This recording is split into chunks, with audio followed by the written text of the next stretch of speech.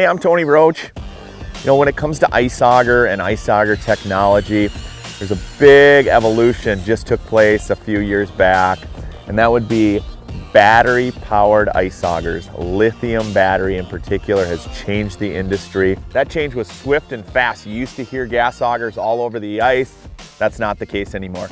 What you see is what you get. It's simple, light, efficient. You pop the batteries out, put the batteries on. There's no gas, there's no oil, there's no mixing. Push a button and instantly drill a hole. I think that's what is so nice about these augers. Remember old gas augers when it was cold out and you were trying to start them? You know, I'm already drilling 4 or 5 holes by the time someone would get their gas auger started. StrikeMaster has 2 power units, a lithium 24-volt auger, it's a lighter unit, and then of course the 40V, kind of the workhorse, the beefier of the 2. I use both and I utilize both all ice season long. When it comes to bit diameter, there's 3 sizes. That's a 6, an 8, and a 10. If I'm really running and gunning, I'm pan fishing, it's early ice, I like to use the 6-inch bit. It cuts extremely fast, it's light. I'd say for the bulk of the season, I use the 8-inch auger. That's day in and day out. I'm using 8-inch augers to run and gun, to reopen holes, in hard houses.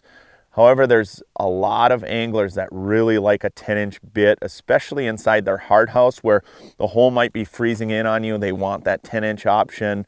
Also, like if you're lake trout fishing or big predator fishing, it's nice to have that 10-inch bit. Now, certainly there is a time and a place for steel bits. People like them for durability aspects, if they like just throwing them in the back of trailers or loading them in trucks. You know, steel is steel. It's going to last forever. That has changed to now these light flight bits. They're a composite bit, super light. Not only do they reduce weight, but also they reduce friction on the ice. So you could take a 40V like this, add a 10-inch bit, and get plenty of cutting power through the ice. Extremely light and now less friction when you're drilling. That's a really powerful tool, whether you're outside hole hopping or reopening holes. I love the composite bit for a lot of reasons, but the friction factor I think is the most underrated benefit of using a composite drill. There's 2 different types of blades. One's a chipper and one's a shaver. You know, a shaver blade's going to be the fastest blade out there. It just shreds ice. It's super fast. When it comes to speed, I rely on shavers more often than chippers, but chippers certainly have their time and place if you're out in the Dakotas where there's lots of sand and debris in the ice. I've even seen it where in the fall it's been extremely rough, so there's a lot of vegetation and things in the ice. You're going to want to lean on a chipper blade. Chipper blades are durable. They don't rely on the sharpness to cut. If you're constantly reopening holes all the time, you can certainly do that with a shaver blade, but a chipper blade's going to be the way to go. So as you can see here, obviously this is a shaver blade. It is serrated, which it makes it great for reopening.